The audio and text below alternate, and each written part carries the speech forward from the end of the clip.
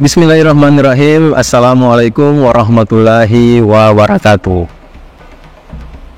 Alhamdulillahirrabbilalamin. Allahumma salli ala Sayyidina Muhammadin wa ala alihi wa sahbihi wa salim ajmain. Alhamdulillah, kami dari Yayasan Rubatul Khairat Kota Ternate di bawah pimpinan Al-Habib Abdurrahman bin Kamil As-Sadaf. Sementara ini kami lagi membangun gedung pondok pesantren Rubatul Khairat Madrasah Al-Ulya yang sementara dibangun, ya. Gedung lantai 3. Kami sangat membutuhkan dana infak dan sedekah dari jamaah bapak-bapak dan ibu-ibu. Bagi yang mau berinfak untuk melanjutkan pembangunan gedung pondok pesantren, bisa ditransfer di rekening Bank Syariah Indonesia atas nama Yayasan Rubatul Khairat. Nomor rekening 7235639526. Terima kasih. Rukun yang ke-13 dari rukun salat, at-tartibu, yaitu tartib, berurutan. Salat, begitu juga ibadah haji, ibadah umroh, wudu, itu dilakukan secara berurutan. Berurutannya itu dinamakan tartib, tidak boleh diacak-acak urutannya. Nah, rukun terakhir dalam salat at-tartib. Wa fil hadis yang dikeluarkan oleh Imam An-Nasa'i yang dilahirkan tahun 215 Hijriah, wafat 303 Hijriah, di dalam sunan beliau, Nabi bicara tentang tartib terkait masalah ibadah haji. Tapi maknanya ini bisa digunakan ke semua ibadah yang ada rukun tartib. Nabi bersabda, ibda'u bima bada'allahu bihi. Mulailah apa-apa yang telah dimulai oleh Allah. Maksudnya adalah ketika Allah sudah memulai mensyariatkan ibadah itu secara berurutan, tartib, maka kita wajib mengikuti tartib tersebut. Itu makna dari hadis Nabi, ibda'u bima bada'allahu bihi. Kemudian dalil salat ini harus tartib. Mulai paling awal takbiratul ihram, paling akhirnya sholat salam. Dari mana dalilnya tartib dalam sholat? Maka musannif hadzal kitab zakar hadis fi'li, yaitu menyebutkan tentang hadis perbuatan Nabi yang disaksikan oleh sahabat. Jadi sahabat menyaksikan selama Nabi sholat 5 waktu terutama, selalu awalnya takbiratul ihram, akhirnya salam. Dan urutannya ada berdiri, ada ruku, ada i'tidal, ada sujud. Itu dilakukan oleh Nabi selama beliau sholat. Nah, itu menjadi dalil, berarti itu adalah tartib, gak boleh diacak-acak. Maka Nabi sendiri bersabda, "Salatlah kalian, sallu kama ra'aitumuni usolli." Salatlah kalian sebagaimana kalian melihat saya salat. Nabi tidak mengatakan salatlah kalian sebagaimana yang telah saya ajarkan kalian cara salat. Apa bedanya jika ucapan Nabi mengatakan salatlah kalian sebagaimana yang saya ajarkan pada kalian, dengan salatlah kalian sebagaimana kalian melihat saya salat? Bedanya di sanad. Jadi ilmu salat ini selain ada nasnya, keterangan dari hadis-hadis Rasul, juga harus melihat langsung cara salatnya Rasul. Nah, kita bagaimana cara bisa melihat cara sholatnya Nabi secara langsung, sedangkan kita terpaut masa yang sangat jauh dengan Nabi Muhammad SAW. Maka caranya adalah melihat guru yang bersanad. Guru yang bersanad punya mata rantai keilmuan yang bersambung sampai kepada orang terakhir yang melihat Nabi sholat, yaitu para sahabat dan ahlul bait. Maka cara mereka sholat itulah sanad sholat, ilmu sholat. Dari cara mereka sholat kita verifikasi ke nas, keterangan di dalam nas pasti akan cocok. Maka di sini Nabi berbicara bahwa ilmu itu membutuhkan sanad, tidak cukup hanya teks atau nas. Maka Nabi mengatakan, sholatlah kalian sebagaimana kalian melihat saya sholat. Yang lihat Nabi sholat pada waktu itu siapa? Yang hidup semasa dengan Nabi Muhammad SAW, yaitu para sahabat, para ahlul bait. Kemudian Nabi berpindah ke alam barzakh. Sahabat dan ahlul bait memiliki murid, tabi'in dalam istilahnya. Mereka lihat cara sholatnya, oh begini cara sholatnya. Itulah cara sholatnya Nabi. Sahabat meninggal, ahlul bait meninggal, ahlul kisah. Yang dimaksud ahlul bait di sini ahlul kisah. Fi dzalika zaman. Mereka meninggal, tabi'in meneruskan cara sholat tersebut. Punya murid, tabi'ut tabi'in, melihat, oh cara sholat itu begini. Dicocokkan, diverifikasi dengan nas. Oh ternyata nasnya juga seperti ini. Itu turun-temurun sampai kepada kita lewat guru-guru yang bersanad. Makanya ketika hanya mengandalkan teks atau nas, pasti cara sholatnya bermasalah. Karena mengambil kesimpulan sendiri dari teks. Sedangkan Nabi mengatakan sholat itu harus lihat, bukan hanya baca. Nah, ahli sunnah wal jamaah, kenapa mereka menjaga sanad keilmuan dan dianggap sanad keilmuan sangat penting? Karena tidak semua ilmu itu bisa dipahami dengan teks. Akhlaknya Nabi kalau kita baca tertulis dalam kitab sulit dipahami. Tapi ketika ada seorang guru yang kamil, yang sempurna, yang mencontohkan gurunya, terus begitu bersambung hingga kepada Nabi Muhammad SAW, maka teladan mereka itu sangat mudah untuk kita tiru dibanding hanya sekedar membaca teks. Nah, ketika memahami sholat hanya bermodalkan teks, nas atau riwayat, tapi tidak memiliki guru yang bersanad, maka pasti cara sholatnya akan keluar dari cara sholat yang sesuai dengan apa yang dicontohkan oleh Nabi Muhammad SAW. Karena mohon maaf ya, jangan heran. Sekarang ada sholat bangun kayak push up, tangan di kepal. Pernah lihat ya? Iya, banyak. Itu dari zaman dulu 4 mazhab gak ada yang mengajarkan demikian. Kenapa? Saya tidak salahkan juga. Karena yang mengajarkan cara sholat ini hanya modal riwayat. Tapi sanad keilmuan dari guru ke guru yang mengajarkan cara sholat secara praktek itu tidak ada. Kalaupun ada, beristihad sendiri dengan teks, dengan nas, dengan dalil. Dan hadis mengenai mengepalkan tangan ketika bangun dari sholat itu Ibnu Shalah sudah mengatakan hadisnya hadis palsu dan tidak bisa dijadikan dalil untuk pengamalan. Di Sahih Bukhari Nabi mengajarkan ya tangan biasa seperti ini untuk kita bangkit, tidak mengepalkan. Itu ada di Sahih Bukhari. Kesaksian sahabat, karena sahabat melihat langsung.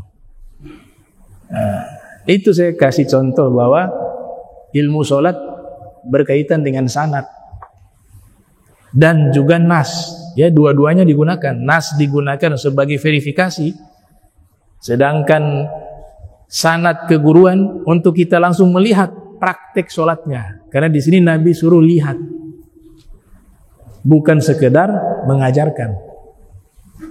Berarti butuh sanad. Imam Muslim yang lahir tahun 204 Hijriah, wafat 261 Hijriah, menyebutkan di dalam sahihnya unzuru amman takhuduna dinakum, al-isnad minad din. Unzuru, kata unzuru artinya lihatlah, dari siapa kalian mengambil ilmu agama kalian. Jadi kita disuruh lihat, karena ilmu ini bukan hanya ilmu riwayat secara nakal, tapi juga ilmu ini ilmu praktek. Bukan hanya nazariyat tapi mumarasat. Bukan hanya teori tapi praktek. Maka para ulama terdahulu sudah mengatakan, lihatlah dari siapa kalian mengambil ilmu agama kalian. Al-isnad minad din. Karena sanad bagian dari agama Islam. Imam Muslim yang sebutkan. Al-Imam Syatibi yang wafat tahun 709 Hijriah, beliau mengatakan, kana ilmu fi sudurir rijal thumma intaqal ilal kutub wa mafatihuhu bi aidir rijal. Di masa awal-awal Islam, keilmuan agama Islam ini ada di dalam dada-dada para ulama, dada-dadanya para sahabat, dada-dadanya para ahlul bait di awal-awal masa Islam. Thumma intaqal ilal kutub. Kemudian ilmu-ilmu tersebut yang mereka hafal, yang mereka pahami, mereka tuangkan lewat tulisan. Jadilah kitab-kitab. Wa mafatihuhu bi aidir rijal. Akan tetapi kunci-kunci untuk bisa memahami ilmu-ilmu yang tertuang dalam kitab harus lewat para ulama. Nah, ulama yang dimaksud di sini ulama yang bersanad. Wa mafatihuhu bi aidir rijal. Ini pendapatnya Imam Syatibi, seorang ulama asal Spanyol, wafat tahun 709 Hijriah. Maka guru itu sangat penting. Ilmu agama tidak dibenarkan belajar secara otodidak,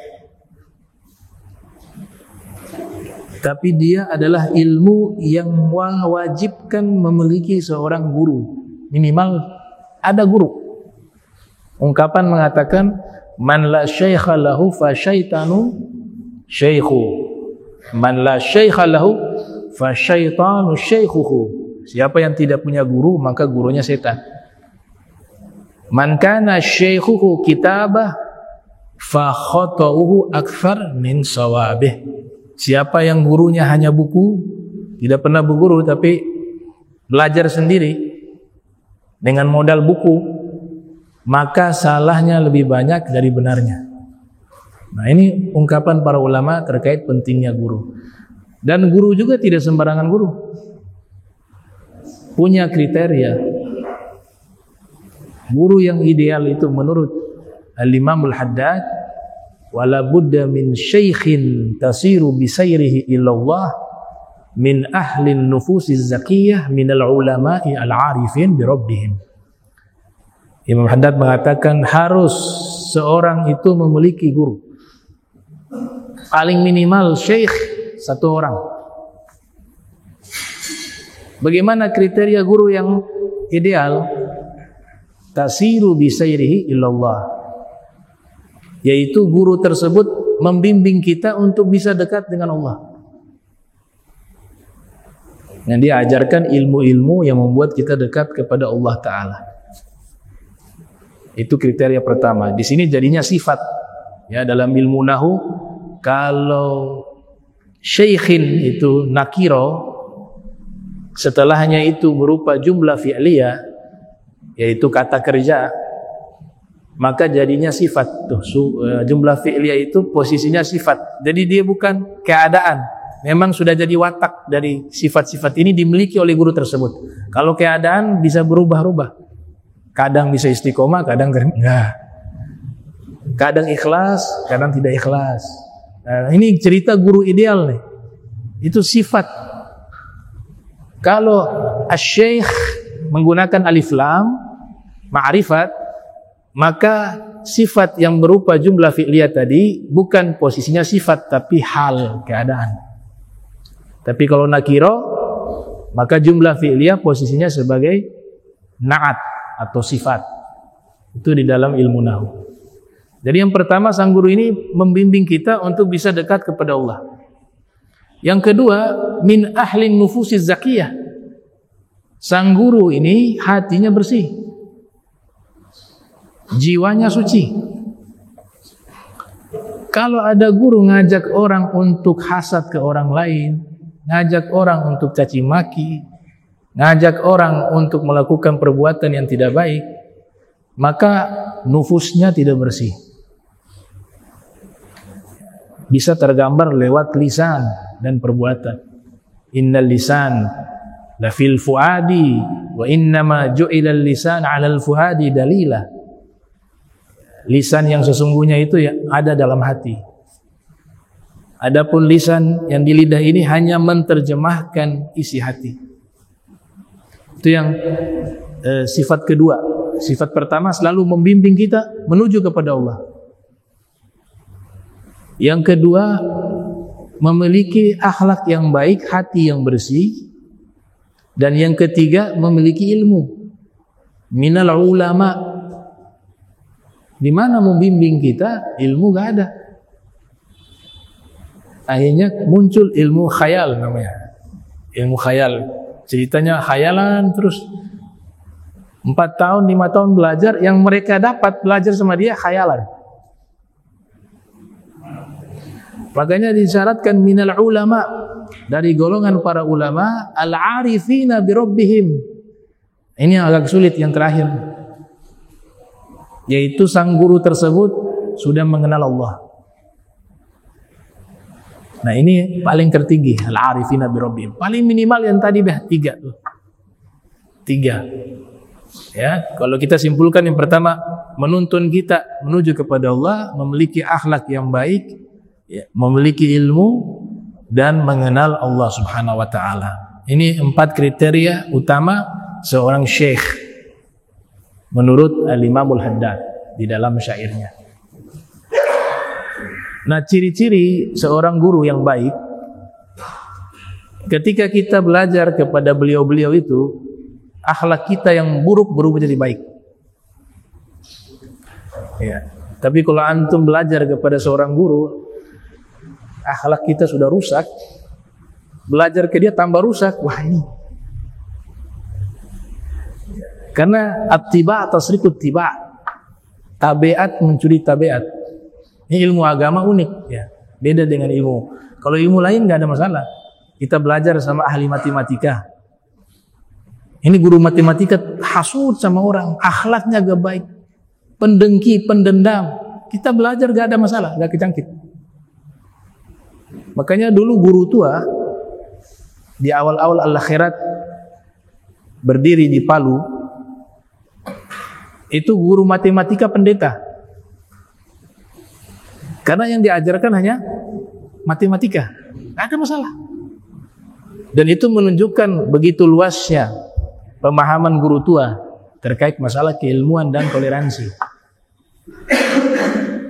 Tapi ketika berbicara ilmu agama, kita harus teliti. Karena sifat jeleknya orang yang kita anggap guru, kalau kita mulazamah itu selalu ikut belajar kepadanya bertahun-tahun, sifat-sifat buruknya itu akan menular kepada murid. Itulah ungkapan attiba'u tasriqut tiba'. Gurunya malas tahajud, tapi ceramahnya isinya ngajak orang tahajud, memunculkan sifat nifak, munafik kepada murid. Sang guru juga munafik, yang murid juga munafik. Sifat itu menular. Ini istimewanya ilmu agama Islam ya. Kenapa bisa demikian? Karena ilmu ini bersanad seperti rantai yang terhubung sampai kepada puncaknya. Yang puncaknya itu Nabi Muhammad SAW. Kalau yang di bawahnya berguncang, di atas ikut bergoyang, bergetar, dan gak bisa dipisah. Gitu. At-tiba' tasriqut tiba'. Yang kedua, majlis seorang guru ya, seorang guru yang kriterianya dia seorang guru yang baik adalah ketika kita mulazamah dengan beliau, kita faham tentang ilmu agama kita. Kita faham tentang tauhid. Kita paham tentang ilmu fikih, ibadah, ilmu tasawuf, tahu hadis Nabi, tahu tafsir, dan seterusnya. Membuat kita cinta kepada ilmu. Nah, kalau kita temukan guru anti ilmu, nah ini hati-hati. Ilmu itu gak penting. Nanti kalau belajar jadi sombong. Lah kamu gak belajar sudah sombong itu. Sudah bodoh kamu belajar kan sombong. Ada yang seperti itu tuh. Jangan belajar ilmu agama nanti sombong, jadi sombong. Kamu mengatakan orang itu sombong karena belajar, secara tidak langsung kamu lebih sombong dari mereka.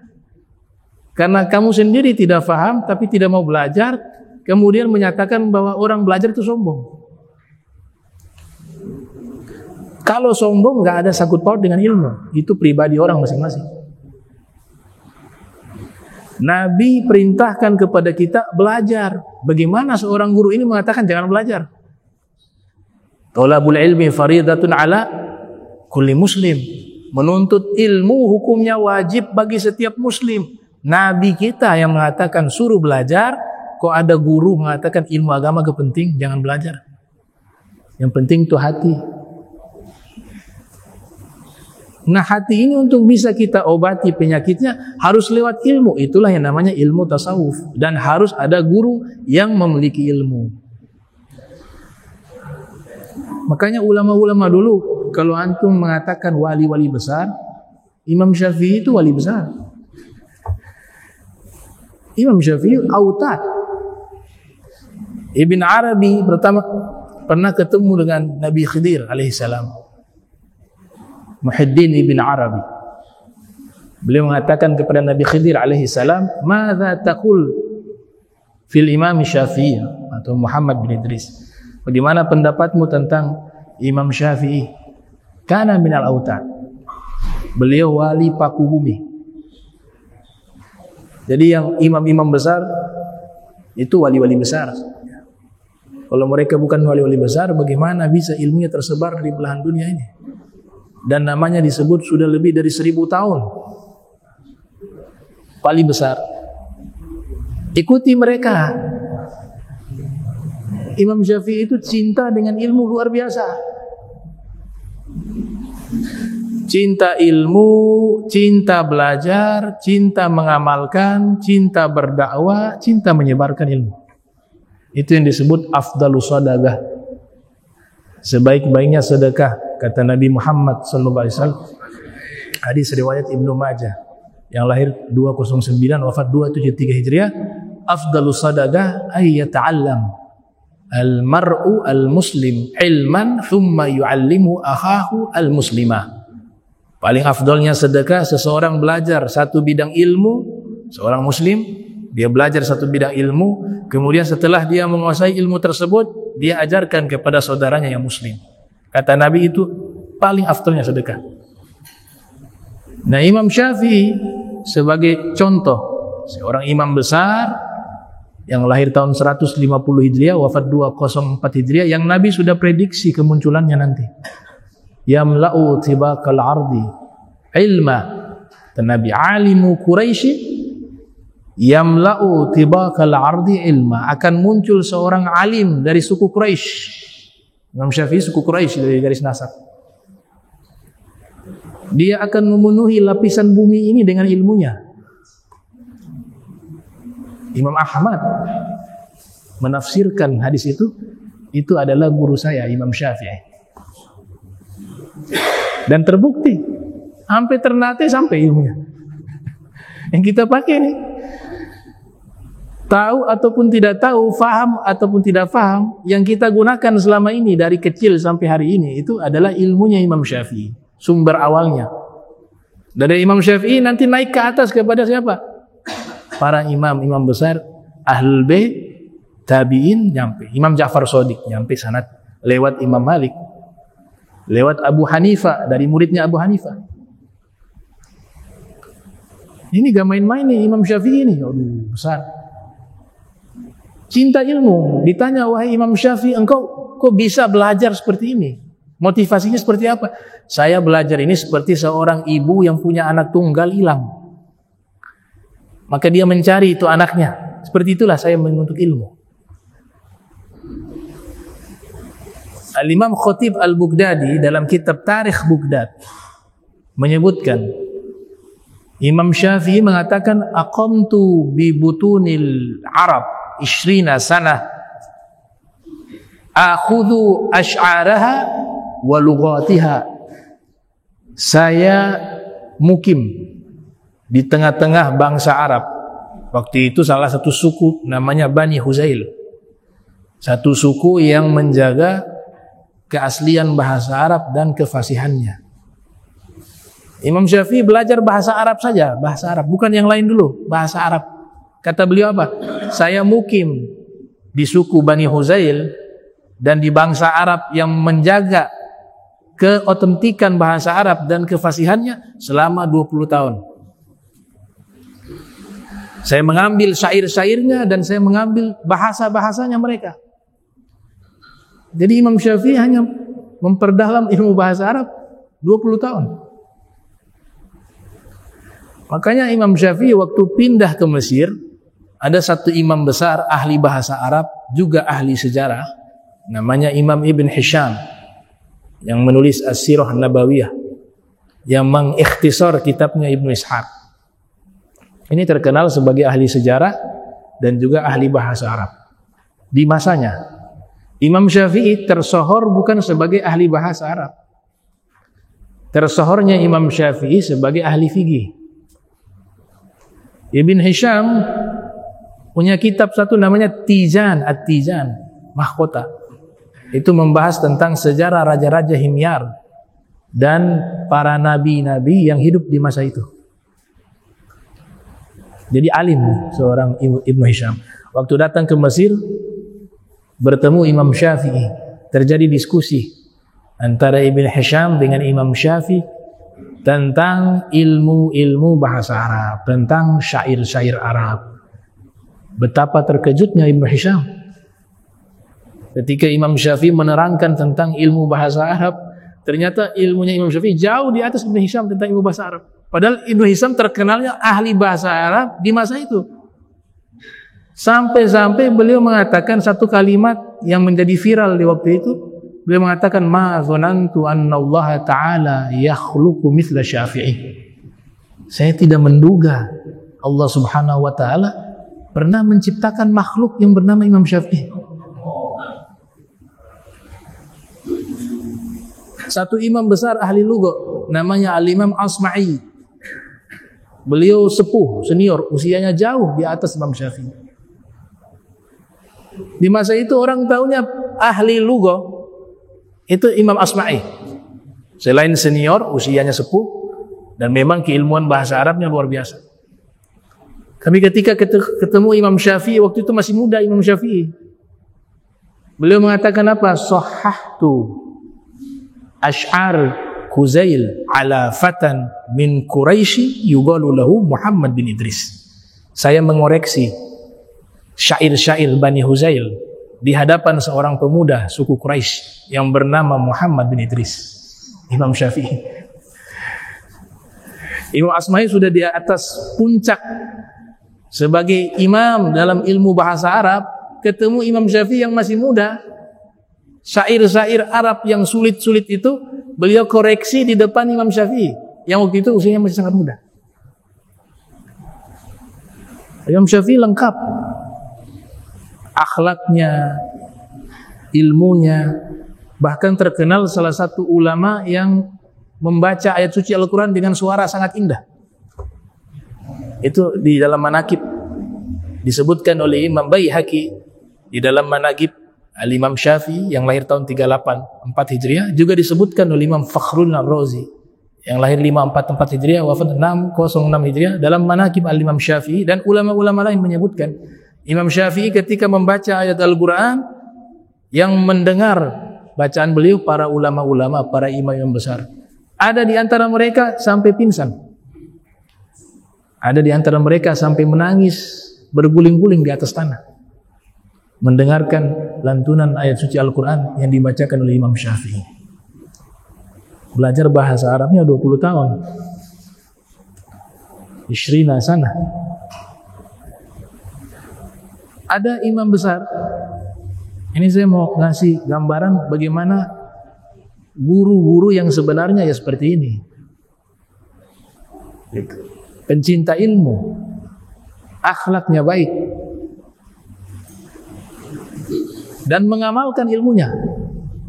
Mengamalkan ilmunya. Mereka semua ini.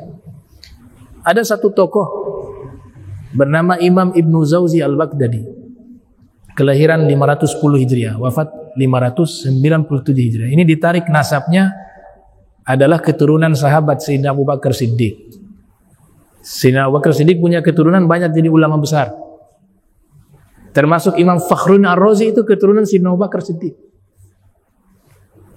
Ya, Al-Imam Fakhruddin Ar-Razi. Ibnu Zawzi Al-Baghdadi begitu cinta dengan ilmu sampai pernah beliau menyatakan, saya ini sudah membaca buku 200.000 jilid.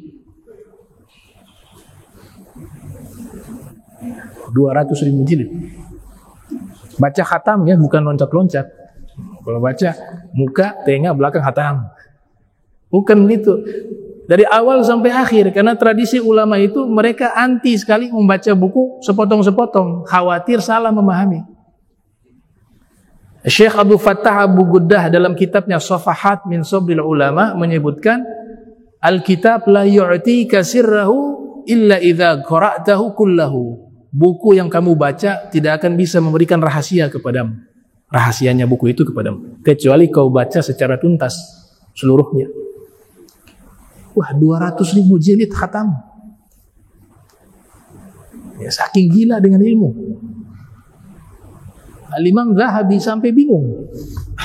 Imam Zahabi sampai bingung. Imam Zahabi juga pencinta ilmu, tapi membaca buku sebanyak itu luar biasa. 200.000 jilid. Entah berapa halaman satu jilid.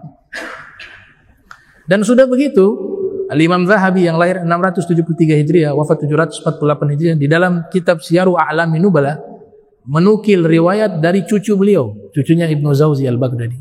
Ulama juga cucunya, namanya Al-Imam Ibnu Sibti Zawzi, pengarang kitab Mir'atuz Zaman. Cucunya meriwayatkan bahwa kakek saya pernah dalam satu waktu beliau pidato di atas mimbar dan membuat pernyataan. Beliau mengatakan begini, itu ada dalam kitab Syiar A'lamin Nubala. Bi usbu'ai hataini katabtu alfai mujalladah. Dua jariku ini, maksudnya jari telunjuk untuk menulis.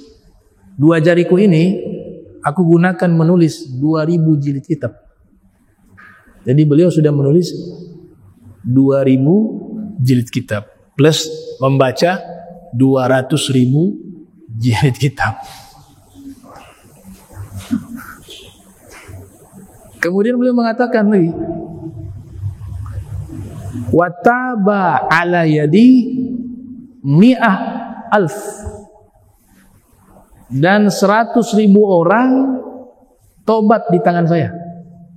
Yang tadinya mereka orang-orang pendosa ada di hadapan saya didik mereka, ada jumlahnya 100.000 orang. Semuanya jadi orang soleh, jadi ulama, jadi orang yang baik.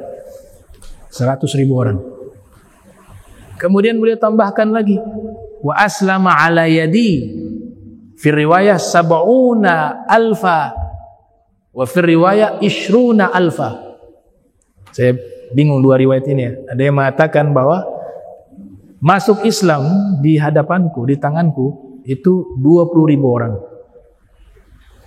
Dalam satu naskah 70.000 orang. Riwayat ragu apakah 20.000 atau 70.000. Yang pasti jumlahnya sekitar itu. Jadi mengislamkan orang 20.000 orang. Bisa bayangkan bagaimana amal beliau. Wa kana yakhtimu fil usbu', setiap 7 hari khatam Al-Quran sekali. Ini guru-guru yang sebenarnya. Ibnu Zawzi Al-Baghdadi. Ada juga generasi dari mazhab Maliki, kalau beliau nisbah ke mazhab Hambali. Ibnu Zawzi Al-Baghdadi nisbah ke Hambali. Beliau beda dengan Ibnu Zawziyah ya. Ibnu Zawziyah satu figur yang berbeda. Kelahiran 691, wafat 751 aja. Murid dari Ibnu Taimiyah. Oleh Ibnu Zawzi Al-Baghdadi ini lebih senior. Ada ulama mazhab Maliki namanya Abu Zaid Al-Qayrawani. Itu nulis kitab Ar-Risalah 12 jilid. Tahu berapa masalah fikih beliau bahas? 4.000 masalah. Beliau bahas lewat hafalan. Jawabannya, dalil-dalilnya semuanya dari hafalan. 4.000 masalah. Imam kita, ya Pak Imam Nawawi, kelahiran 631 Hijriah, wafat 676 Hijriah, menulis kitab fikih sangat banyak. Di antara yang cukup tebal kitab itu adalah Al-Majmu' ala Syarhil Muhadzab, sekitar 32 jilid. Dalam cetakan yang lain 27 jilid, ditulis selama 12 tahun. Imam Nawawi. Imam Bukhari mengumpulkan hadis, kemudian memasukkan dalam kitab Sahih Bukhari beliau sekitar hampir 7.000 hadis, ya, 7.000, sekitar 7.000 hadis. Kalau diulang-ulang, kalau tidak diulang sekitar 5.000-an. Menghabiskan waktu 16 tahun. Imam Bukhari belajar gak pernah bawa buku. Dan dulu di manaqib beliau diceritakan, beliau waktu masih anak-anak belajar duduk paling di belakang, tanpa bawa buku, tanpa bawa pena. Itu berlangsung bertahun-tahun, sampai-sampai pada akhirnya anak-anak sekelasnya ini protes, lapor ke guru. Itu Muhammad bin Ismail dari Bukhara itu duduk paling di belakang itu, selama belajar gak pernah bawa buku. Kata gurunya, oh betul, iya betul, dipanggil Imam Bukhari, masih anak-anak. Wahai Imam Bukhari, Muhammad bin Ismail, betul kamu selama belajar bertahun-tahun tidak membawa buku? Dia bilang benar. Kenapa? Karena semua pelajaran itu saya hafal, saya gak perlu bawa buku. Guru tidak langsung percaya. Kata guru, kalau gitu coba kitab mana nih? Kata, terserah, kalau mau uji pilih kitab mana saja yang pernah dipelajari di tempat ini. Diambil itu kitab Imam Bukhari, menyebutkan dari hafalannya dari awal sampai akhir. Nanti kitab yang ini hafal, dan tidak ada yang meleset. Gurunya tutup, wah, mau orang pilihan. Kemudian bilang ke santri-santri yang ada, kalau kalian kayak dia terpapar, gue bawa buku.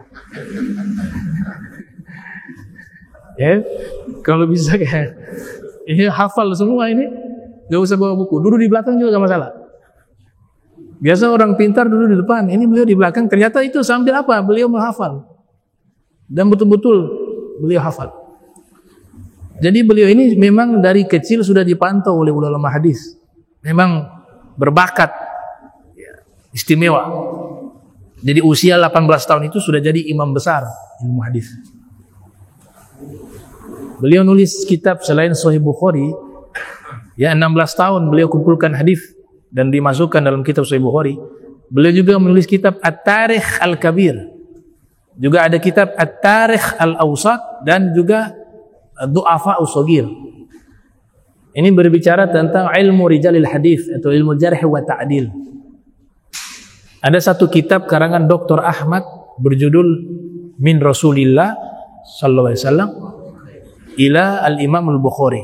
Jadi kitab ini istimewa, membahas perkembangan sejarah hadis dan ilmu hadis mulai dari masa Rasul sampai masa Imam Bukhari saja. Dibahasnya sekitar itu. Tahu Imam Bukhari itu 18 tahun, beliau usia 18 tahun pergi ke Madinah. Beliau nulis kitab Tarikh Al-Kabir 12 jilid. Yang hebatnya 12 jilid itu ditulis sebanyak 3 kali. Jadi sudah 12 jilid, ulang lagi untuk merevisi. Selesai lagi, diulang lagi. 3 kali direvisi oleh beliau. Dan beliau mengatakan bahwa sannaftu hadzal kitab inda qabri Rasulillah sallallahu alaihi wasallam fil layali al-mukhmirah. Saya menulis kitab ini, menyusun kitab ini persis di samping kuburannya Rasul SAW. Anak masih muda sudah punya zauk dengan Nabi. Di malam-malam yang dimana bulan lagi terang-terangnya, beliau tulis itu kitab. Dan musannif kitab Min Rasulillah ila Al-Imam Bukhari mengatakan bahwa kitab At-Tarikh Al-Kabir adalah kitab ilmiah akademik pertama dalam sejarah Islam yang membahas ilmu rijalil hadis. Usianya berapa? Tidak lebih dari 18 tahun waktu menulis kitab itu. Berapa jumlah para periwayat hadis yang beliau tulis? 13.000 orang. 12 jilid kitab. 13.000 orang. Dan beliau katakan apa? Qissatuhum li. Kisah-kisah mereka saya kuasai semua. Idza urid an atakallam bi siyarihim, kalau saya ingin, saya bisa terangkan secara detail 13.000 periwayat hadis itu, biografi mereka dari lahir sampai meninggal. Cuma kitab gak muat, gak mau. Beliau mengatakan saya tidak mau memperpanjang itu agar tidak mempersulit orang yang membacanya.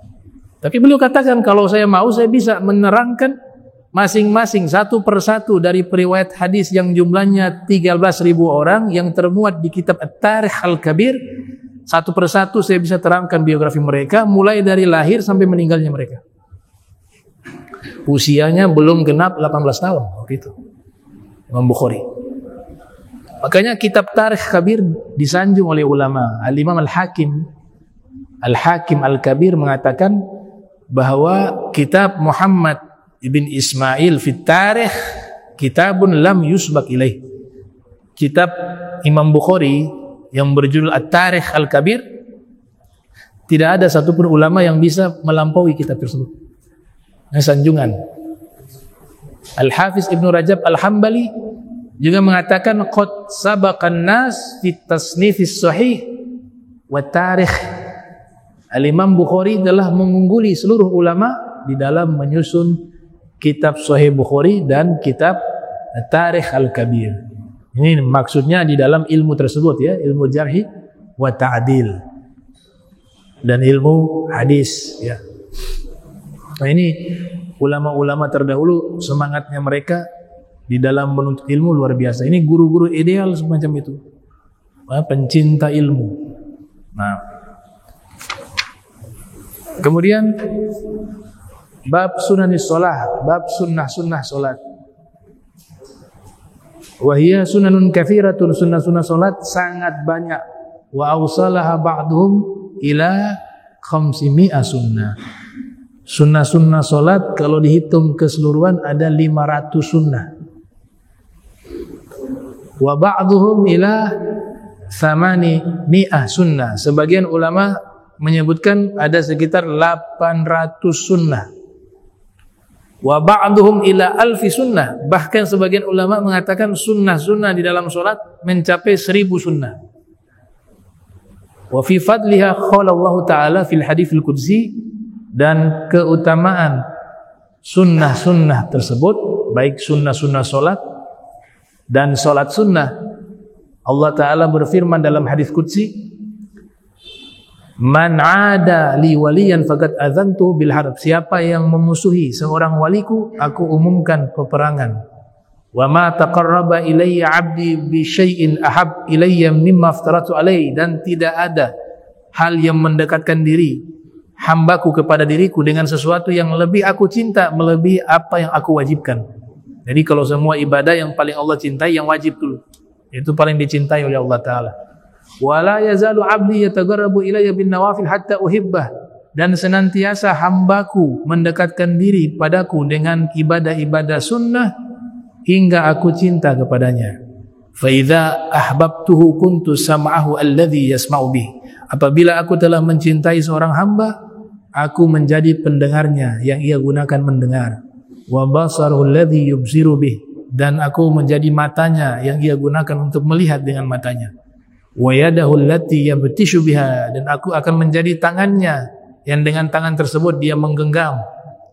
Wa rijlahu allati yamshi biha, dan aku akan menjadi kakinya yang dia gunakan berjalan dengan kaki tersebut, walain sa'alani la'u'tiyannah, dan seandainya dia meminta kepadaku pasti aku berikan permintaannya, walain ista'adzani la'u'idzannah, dan seandainya dia meminta perlindungan padaku maka pasti aku akan memberikan perlindungan itu kepadanya. Nah, ini tentang sunnah-sunnah salat kita lanjutkan di pertemuan berikut.